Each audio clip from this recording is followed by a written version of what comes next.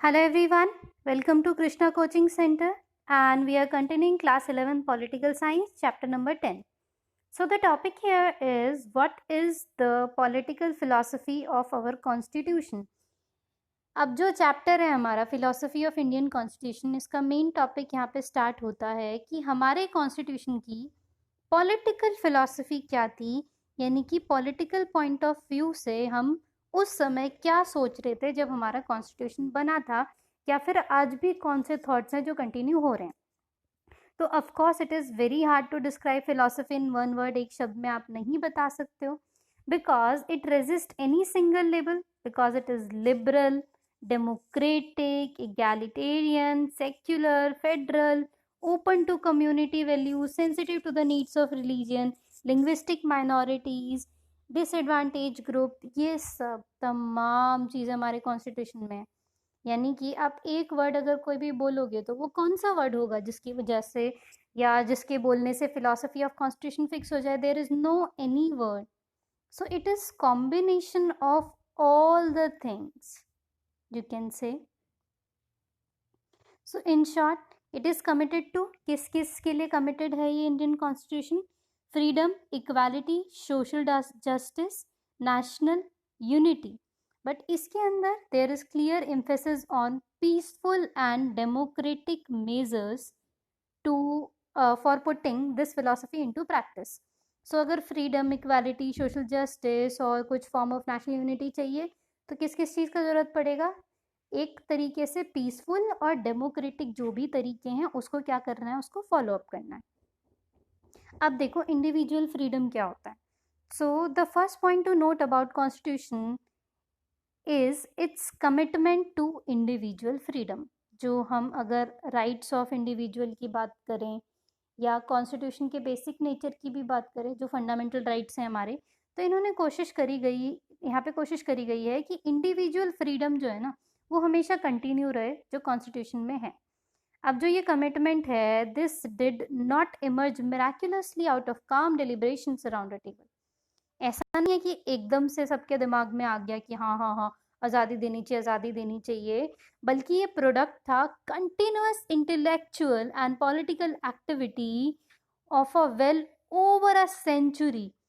ये जो थॉट था ये पिछले 100 साल से सबके दिमाग में चल रहा था कि अगर हम आज़ाद होंगे ना तो ये चीज़ सबसे ज़्यादा ज़रूरी है, क्योंकि हमने बंधन देखा था, हम बहुत ज़्यादा कैद में थे अंग्रेज़ों की, तो हमने इसीलिए बात करी थी इंडिविजुअल फ्रीडम की.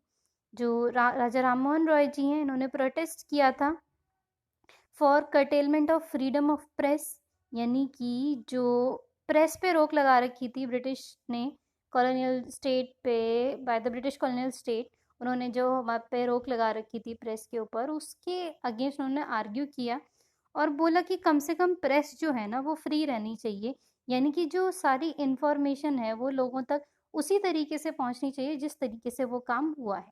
So therefore the state must permit unlimited liberty of publication, यानी कि स्टेट जो है उसको क्या परमिशन देनी चाहिए कि जो पब्लिकेशन है ना, जो पब्लिकेशन हाउसेस हैं, उनकी लिबर्टी कितनी हो, उनको अनलिमिटेड आज़ादी मिले.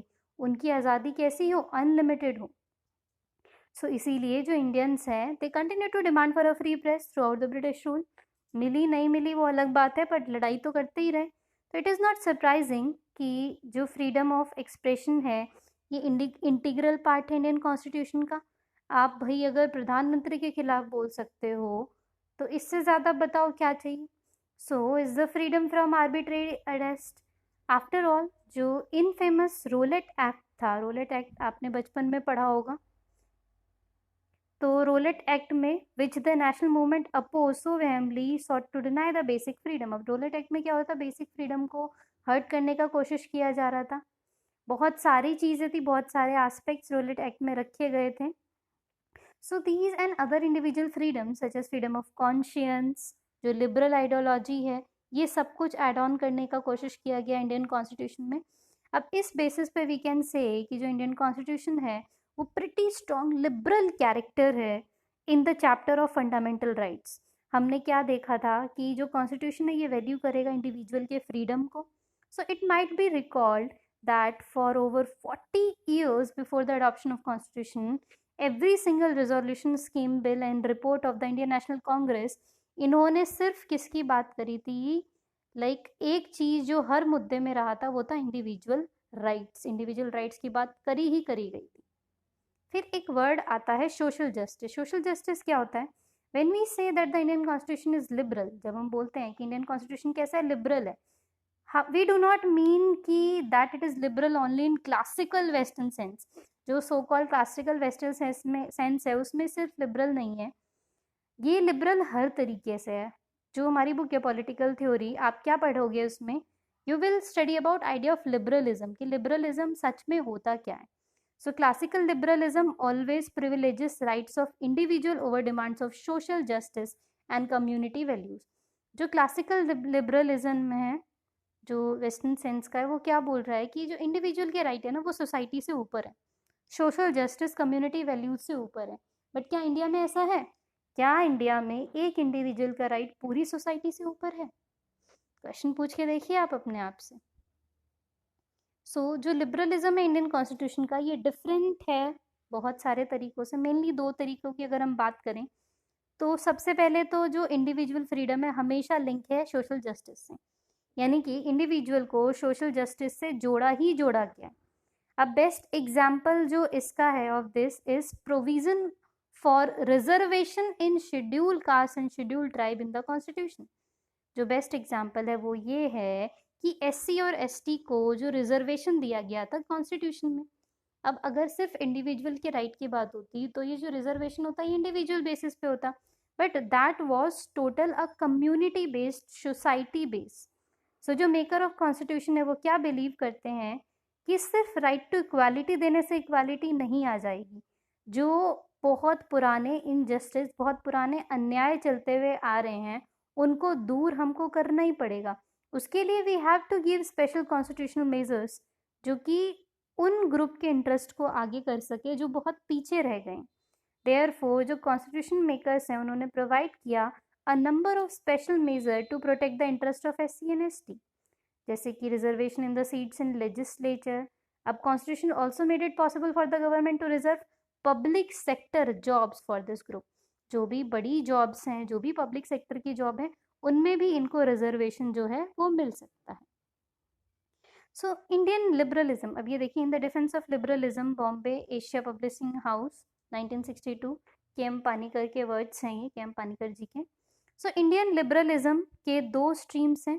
फर्स्ट स्ट्रीम जो है ये शुरू हुई राम मोहन रॉय जी से, राजा राम मोहन रॉय जी से. उन्होंने क्या एम्फसाइज किया? उन्होंने एम्फसाइज किया इंडिविजुअल राइट्स को, पर्टिकुलरली जो राइट्स थे वुमेन के. बहुत बुरी हालत थी वुमेन की हमेशा से ही.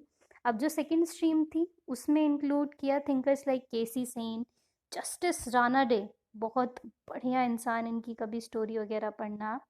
जस्टिस राणा डे, स्वामी विवेकानंद, उन्होंने क्या इंट्रोड्यूस किया? स्पिरिट ऑफ सोशल जस्टिस, एक ऑर्थोडॉक्स हिंदुइज्म के अंदर जो समाज के अंदर बदलाव की बात उन्होंने करी. विवेकानंद जी ने, for Vivekananda, such a reordering of Hindu society could not have been possible without liberal principles. तो ये सब चीज़ें कब तक ओपन नहीं हो पाएगी? जब तक हमारे प्रिंसिपल्स, जब तक हमारे सिद्धांत है वो लिबरल ना हो. ये किन्होंने कहा था? ये स्वामी विवेकानंद जी ने बोला था. So let's keep this part by now. इसका आगे का पार्ट हम कवर करेंगे अगले वीडियो में. So thank you so much. I will meet you all in my next video. Thank you.